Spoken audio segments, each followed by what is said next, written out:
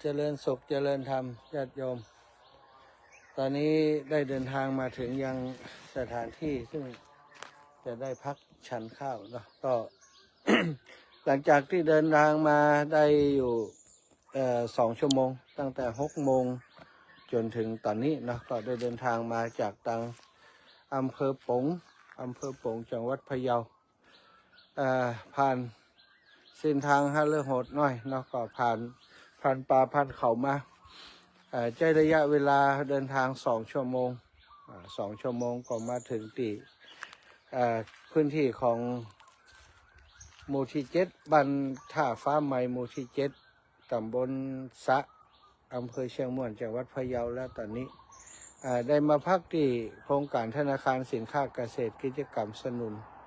ธนาคารผลิตภัณฑ์สัตว์น้ำแบบมีส่วนร่วมปี65ห้วยแม่ลูกอ่อนเนาะมีพื้นที่อยู่30 ไร่ในพื้นที่แห่งนี้นี่ก็มีสระน้ำนะมีสระน้ำสำหรับเพาะพันธุ์ป่าของห้วยแม่ลูกอ่อนนี่นะบ้านท่าฟ้าใหม่ห้วยแม่ลูกอ่อนมาถึงแล้วก็ได้ตากผ้าสิ่งแรกที่ต้องทำคือตากผ้าก่อน ตากผ้าผ่อนท่อนสบายเพราะว่าเปียกเนาะเปียกเหงื่อเปียกไข่ก็ต้องตากไว้แล้วก็เดี๋ยวจะได้ฉันเข้าที่นี้นะตอนนี้ไปชมดูก่อนสถานที่พื้นที่ก็เป็นโครงการของสำนักงานประมงจังหวัดพะเยาเนาะได้โดยกรมประมงร่วมกันกับหมู่บ้านท่าฟ้าใหม่หมู่ที่7ตำบลสะอำเภอเชียงม่วนจังหวัดพะเยา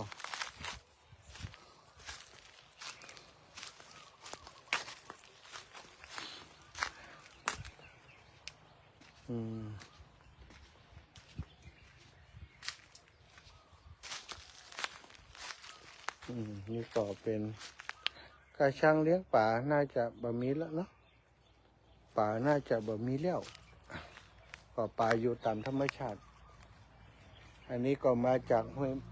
วยแม่ลูกอ่อนขออนุญาตล้างเท้าล้างแข้งล้างขาสักคำ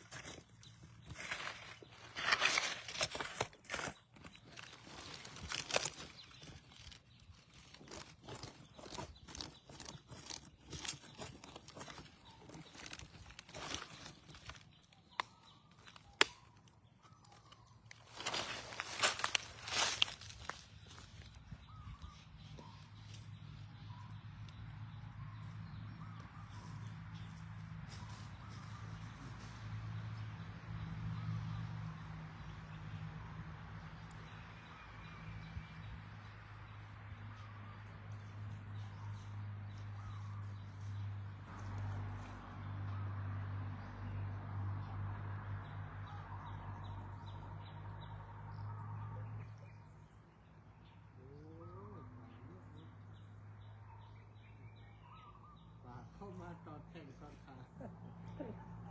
คงคิดว่าแล้วจะไม่รู้เนี่ยอยู่ปล่อยฉันแล้วครับปล่อยฉันแล้วเดี๋ยวจะเข้าไม่ได้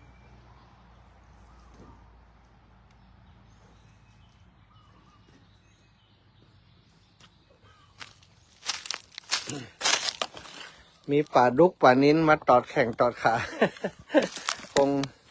คงจะหิว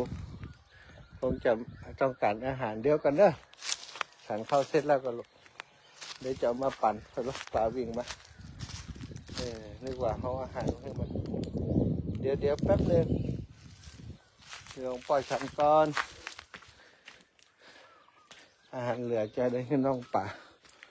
วันนี้มีน้องปลาไม่มีน้องหมาประมงเนาะก็เลี้ยงถึงว่ามีแหล่งน้ำถ้าเลี้ยงดีๆก็จะได้ผล ไป เป็นอย่างน้อยเป็นอาหาร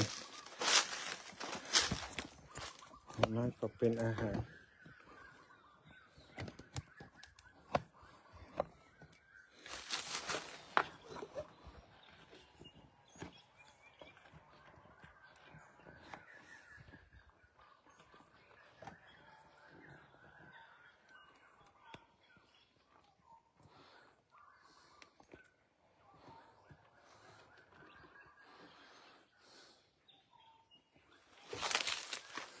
ชีวิตพระธุดงค์พระธุดงค์ทรงกฎผมสบงทรงประคต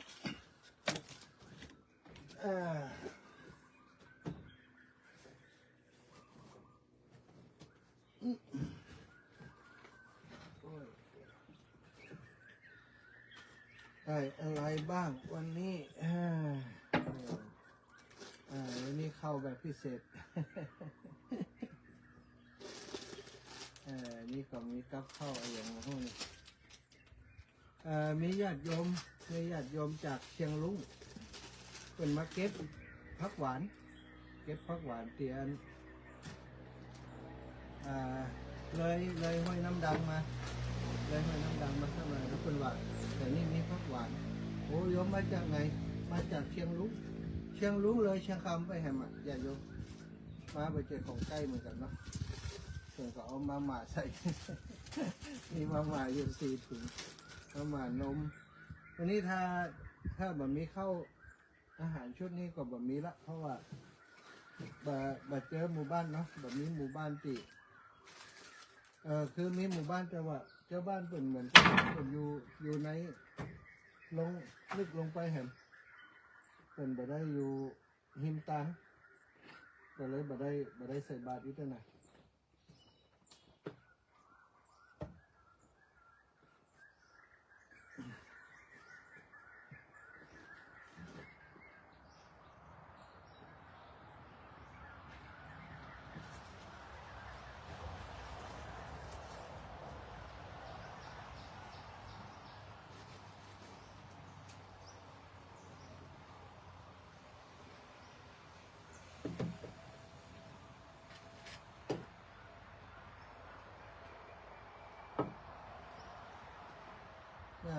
ยอมเป็นว่าหลวงพ่อฉันแก้วก็อีหละ โอ้กินหมดเลยอีหละ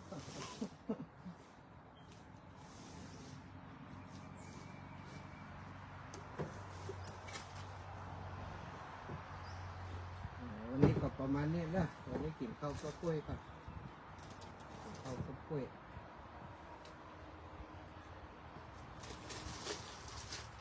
ขนมปัง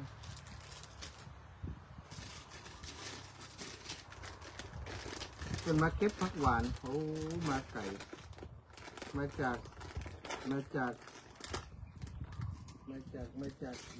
เชียง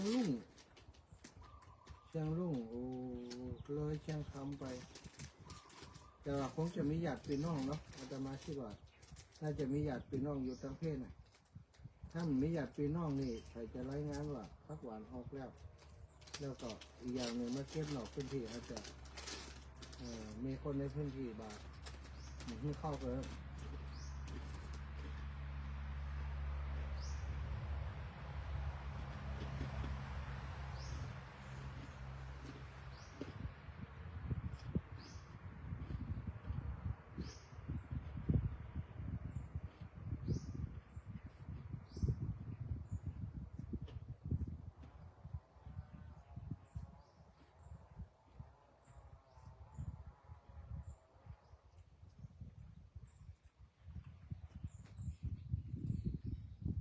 กินข้าวกับกล้วย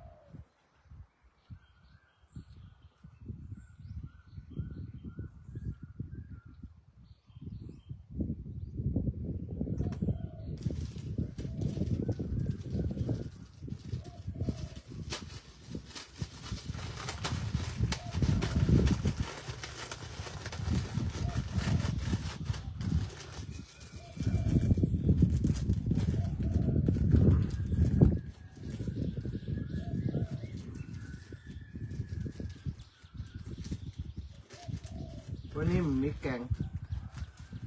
ขออนุญาตกินมาม่ากับน้ำเย็น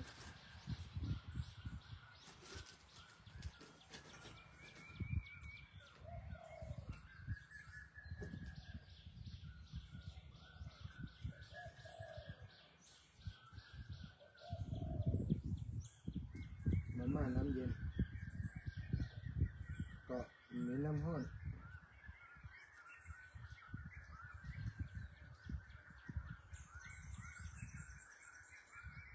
ชอบเสียงนก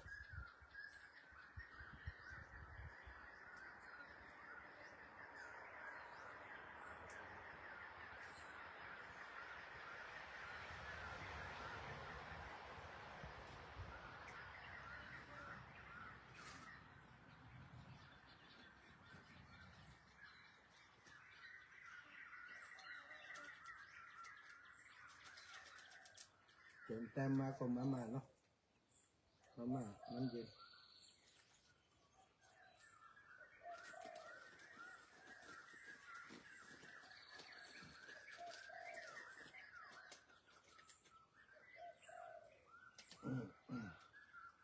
น้ำเย็นไม่ได้ต้ม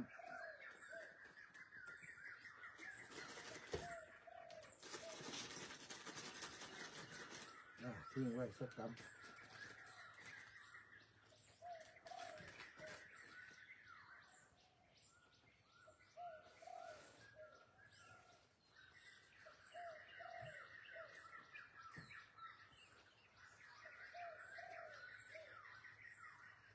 วิธีกินมาม่ากับน้ำเย็นก็คือเอาแกะซองเอาเครื่องปรุงใส่แล้วก็เอาน้ำเย็นใส่ทิ้งไว้ใจเย็นๆได้กินแน่นอนเตรียมช้อนไว้ด้วย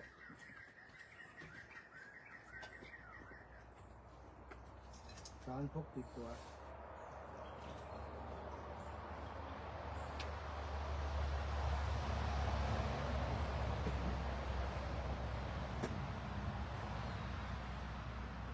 อันนี้ไม่รู้จักไม่ทราบว่าเป็นอะไรเหมือนกับ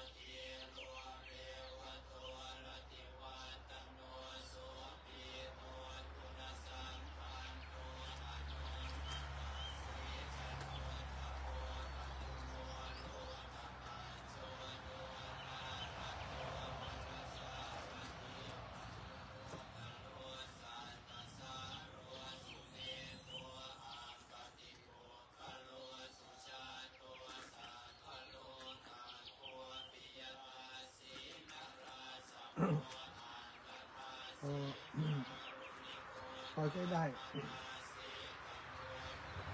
จริงๆต้องรออีกหน่อย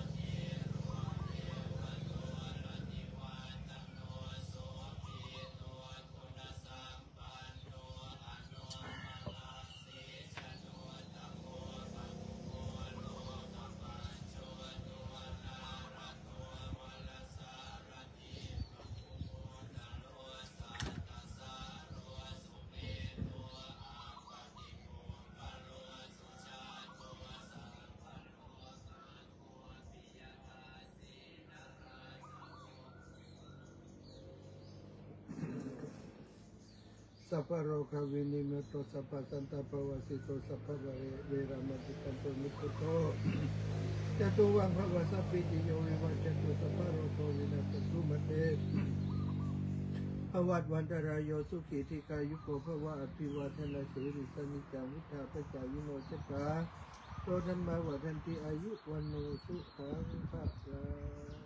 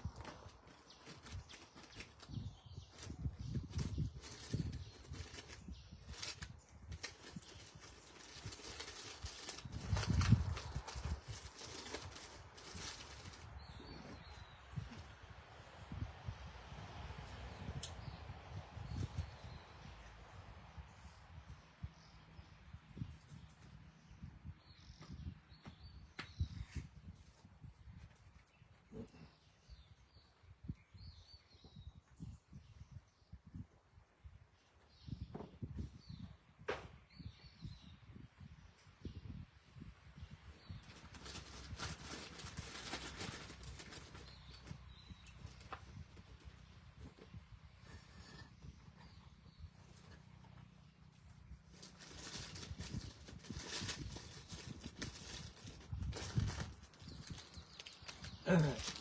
นนี้จะแบ่งให้น้องป๋า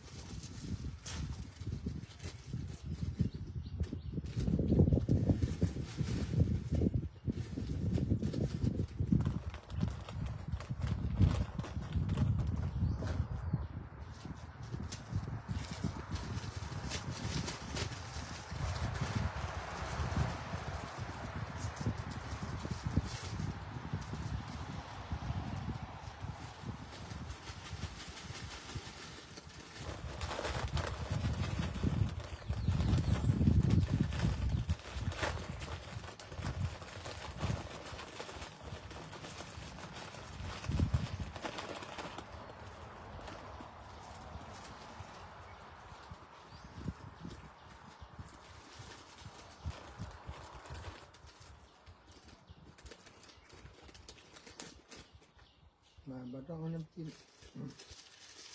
มาไม่กินน้ำจิ้ม แล้วไว้ทองมื้อกลางวันหนึ่งห่อ เหลือไว้หนึ่งห่อพอได้มื้อกลางวัน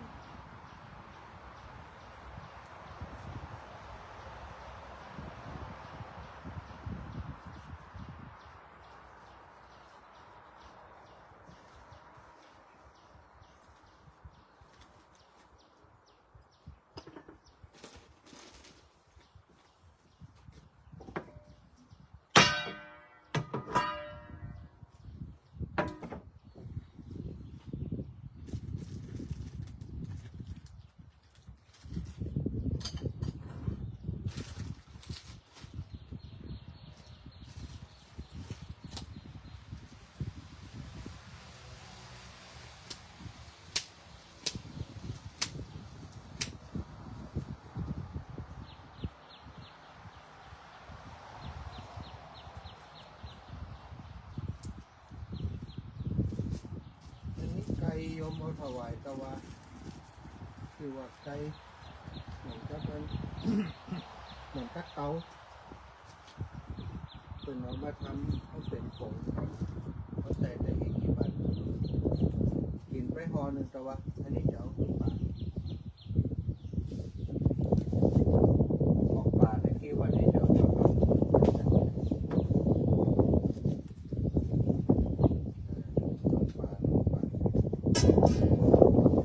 แล้วเรียบร้อยสำหรับเช้านี้เดี๋ยวจะได้เดินต่อ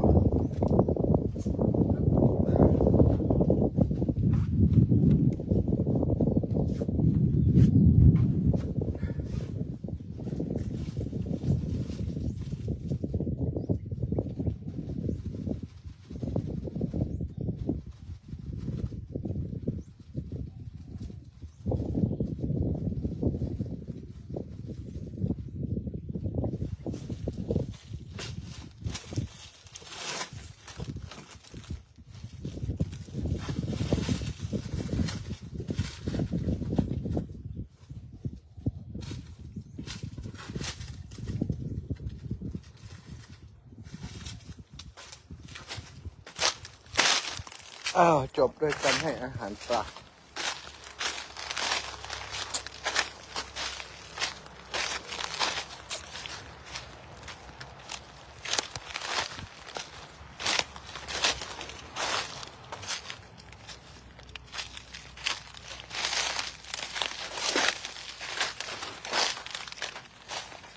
เอาน้องป่ามาน้องป่ามาน้องป่ามาน้องป่ามาน้องปลาอยู่ไหนน้องปลาอยู่ไหน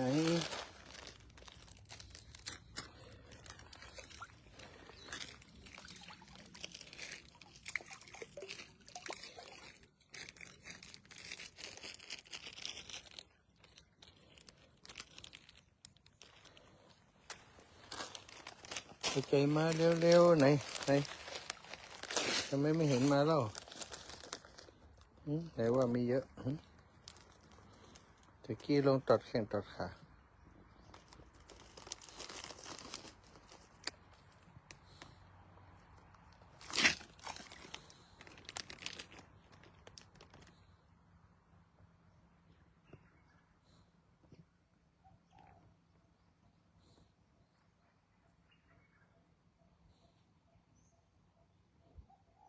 หืมนี่กินออกมาแล้วตัวเล็กๆมาแล้ว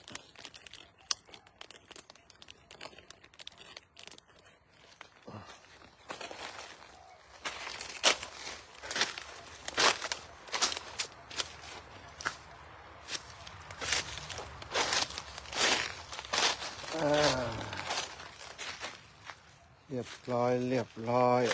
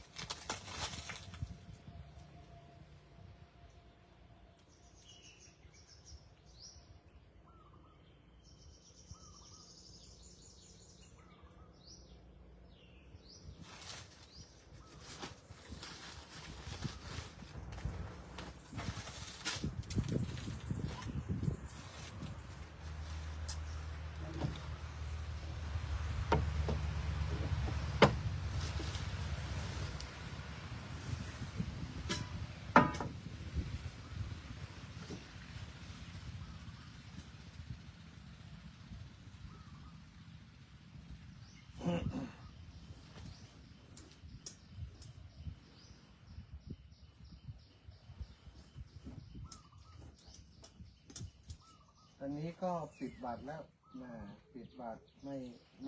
ม่บิณฑบาตแล้ว หมดแล้วสำหรับการบิณฑบาตเป็นเรื่องของอาหารวันนี้ต่อจากนี้ก็เป็นเรื่องของการเดินทางสัมภาระสามารถใส่ในบาตรได้เพื่อจะลดความความความความความความ แออัดในเวลาเอาใส่สลบบาตร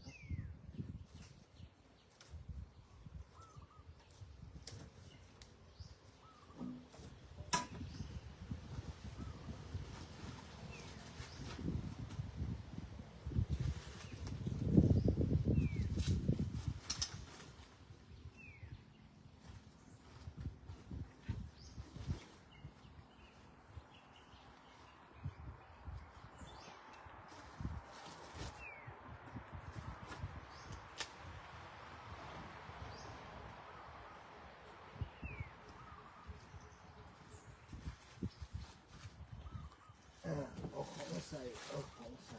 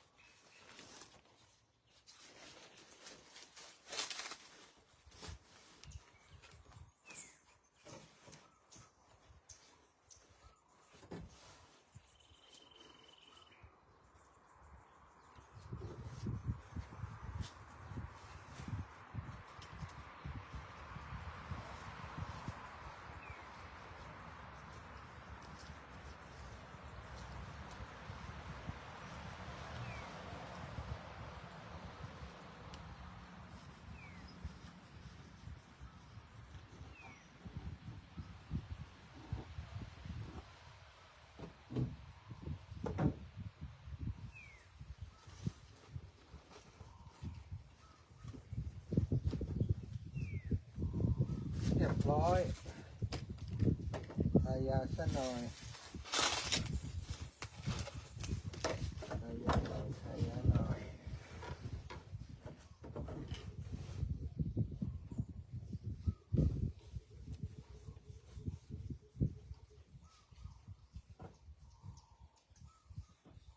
รับงานหนักเท้าจะใช้งานเยอะตอนเราเดิน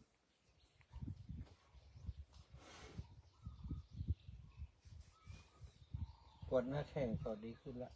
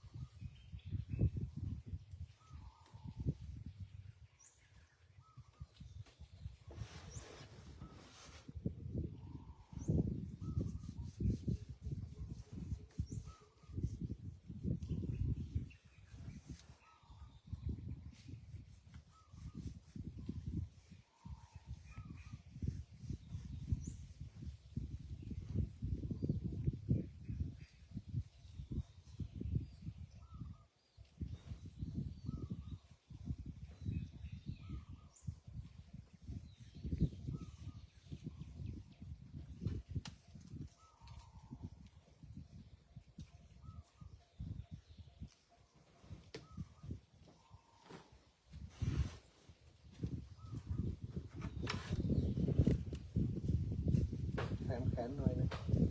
แขนยังคงต้องกด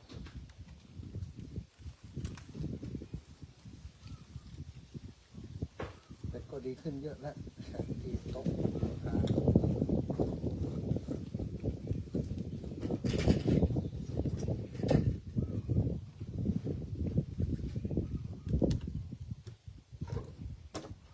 เรียบร้อยโอ้เดี๋ยวเสร็จ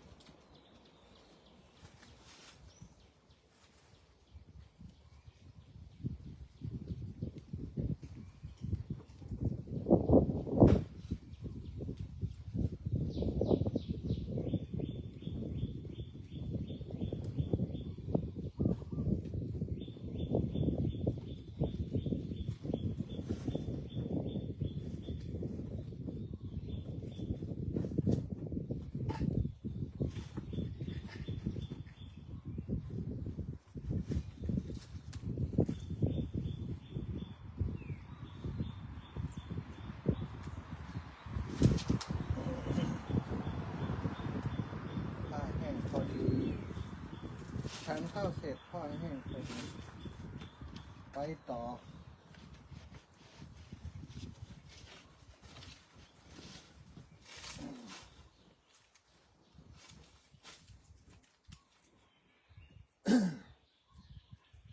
ตอนเจ้านี่ก็จะได้แหมตะกี้ได้มา2 ชั่วโมงเนาะเดือนนี้8 โมงภาคนี้ตัวใดโอ้9 โมงละตะกี้8 โมงกัน9 โมง 15ละ10 โมง 11 โมงแหม1 ชั่วโมงไปเนาะ1 ชั่วโมงไป1 ชั่วโมงไปก็จะได้แหมอยู่10 กิโลวันนี้ถ้าเก่งก็คือไปถึงเชียงม่วนไปถึงตัวอำเภอเชียงม่วนแต่ถ้าปกติก็จะห่างจากอำเภอประมาณสัก3 กิโล3 ถึง 5 กิโลเขาไปเรื่อยๆเราไม่รู้เหตุการณ์ข้างหน้าเหนื่อยเขาพัก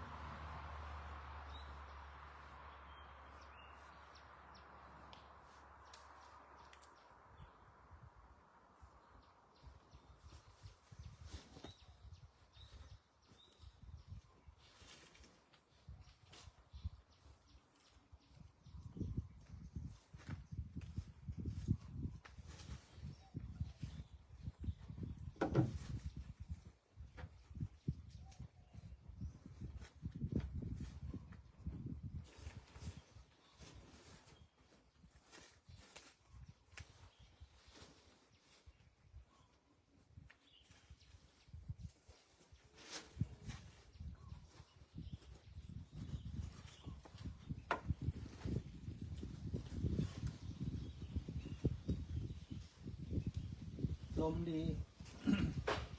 ลมดีมีแดดแต่ว่าผมก็ห้อนตัวได้สันเจ้าลมพัดเย็นสบายลมดีก็เดินไปได้เรื่อยๆมาพักผ่อนเลย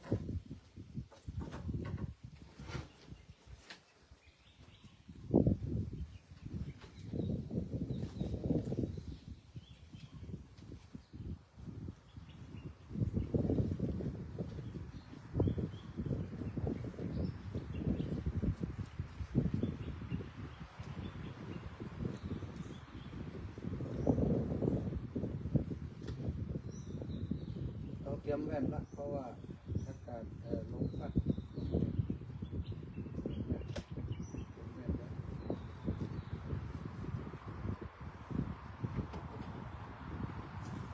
พร้อมสำหรับการเดินทางขอบคุณทุกคนที่ติดตามไลฟ์สดในช่วงเช้านี้ก่อนจะเดินทางก็ขออวยพรให้ญาติโยมทุกท่านที่ติดตามไลฟ์สดที่อาตมาได้ไลฟ์เพื่อจะให้ดูชีวิตการเวลาเดินธุดงค์ฉันยังไงอยู่ยังไงเนาะที่พักฉันก็ต้องเป็นที่ไม่พลุกพล่านแล้วก็ไม่ที่ไม่มีเจ้าของเขา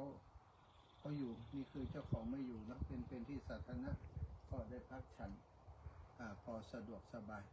ก็จะได้เดินทางต่อขอขอบคุณทุกคนทุกท่านขอความสุขสวัสดีได้บังเกิดมีแก่ญาติโยมทุกคนทุกท่านจัตตารโอธรรมาวัฏันติอายุวันโนสุขังพระลา